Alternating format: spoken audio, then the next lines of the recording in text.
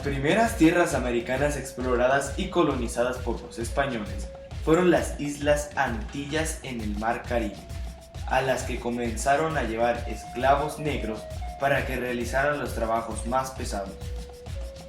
Las empresas de exploración y conquista eran realizadas y financiadas por particulares que podían colonizar y apropiarse de las tierras y riquezas descubiertas a cambio de pagar a la corona española la quinta parte de ellas, llamado quinto real.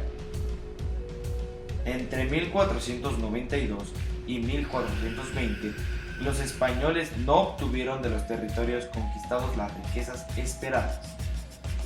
Pero el oro que los españoles encontraron en las Antillas era de aluvión, pepitas arrastradas por los cursos de los ríos desde algún yacimiento superficial y poco abundante. Los aborígenes fueron obligados a recolectar el metal precioso. Los indígenas antillanos no pusieron resistencia armada a los conquistadores, pero en pocos años casi todos ellos desaparecieron. Un gran número de estos indígenas murieron a causa de las enfermedades transmitidas por los europeos. Además, la dominación a que se los sometió provocó en muchos de ellos el deseo de no tener hijos, con lo que disminuyó drásticamente el índice de natalidad. En la Española y en la isla de Cuba, los españoles establecieron gobiernos de acuerdo con sus leyes. La primera expedición que llegó al territorio de lo que en la actualidad es México partió de Cuba en 1517. Estaba comandada por Francisco Hernández de Córdoba y llegó a las costas de Yucatán y descubrió Isla Mujeres y Cabo Catoche. En 1518 partió una segunda expedición. Esta va al mando de Juan de Grijalva, quien recorrió desde Yucatán el Golfo de México hasta el territorio de Tamaulipas. Contacto y conquista europea. Los chinantecos fueron los primeros oaxaqueños que tuvieron noticias de la llegada de los españoles, cuando estos merodeaban por las costas del Golfo de México. Cortés recibió de Moctezuma la primera noticia sobre Oaxaca, al referirse al oro, tal cual lo relata Bernal Díaz.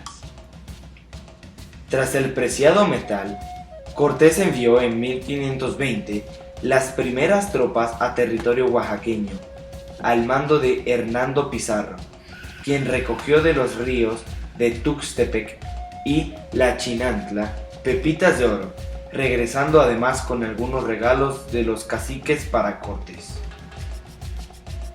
Más tarde llegó a la región Diego de Ordaz, quien en un amplio recorrido obtuvo buena cantidad de oro.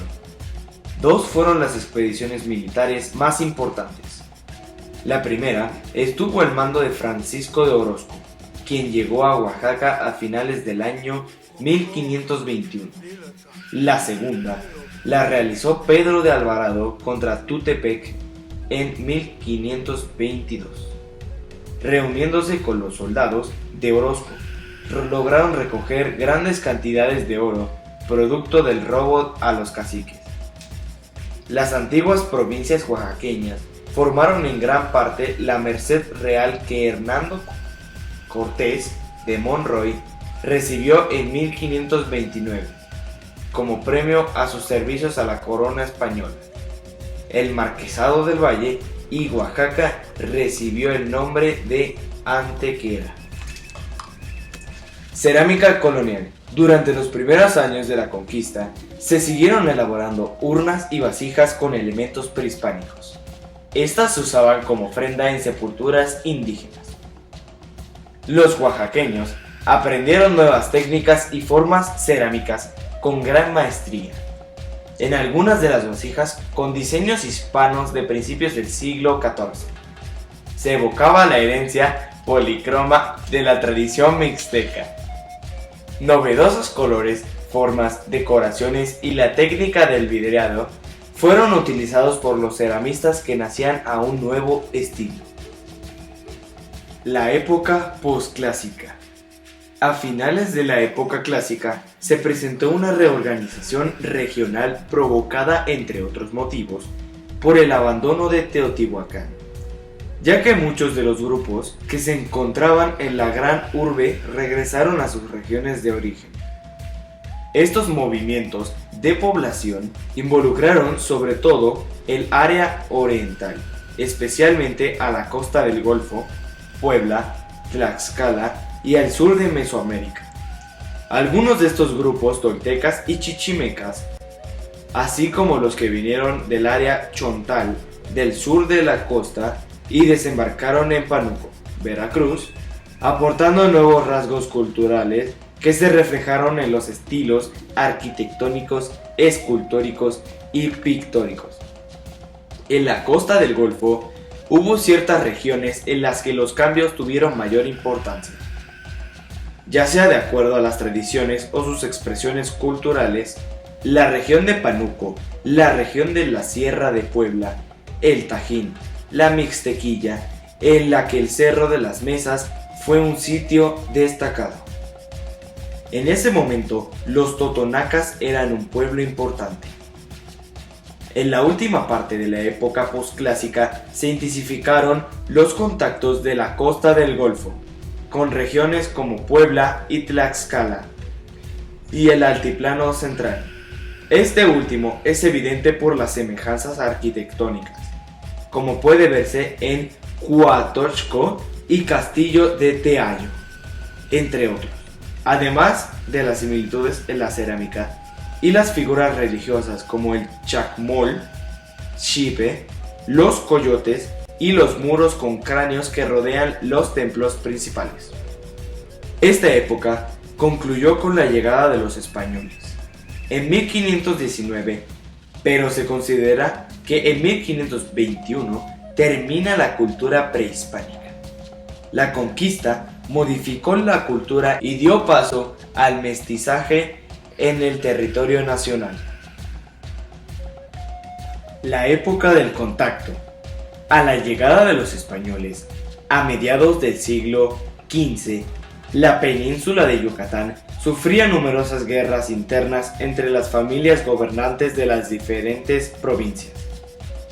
Este hecho fue aprovechado por los conquistadores, que establecieron alianzas con algunas de ellas para apoderarse del sector norte de la península. A diferencia del centro de México, la conquista de los mayas fue un proceso lento y difícil, principalmente por la resistencia presentada y la escasa cantidad de soldados españoles. Numerosas comunidades escaparon hacia las regiones selváticas y dificultaron aún más su sometimiento. La región montañosa de Chiapas y Guatemala fue dominada con mayor prontitud, pero las regiones selváticas del Petén y la selva lacandona cayeron bajo el control español hasta entrado el siglo XVIII. La explotación colonial representó para los mayas un desafío, al que se adaptaron con originalidad en busca de preservar, en la medida de lo posible, sus tradiciones y costumbres. Múltiples documentos legales, como testamentos, se escribieron en maya mediante el alfabeto latino, mientras que algunas deidades fueron disfrazadas bajo el manto de los santos católicos.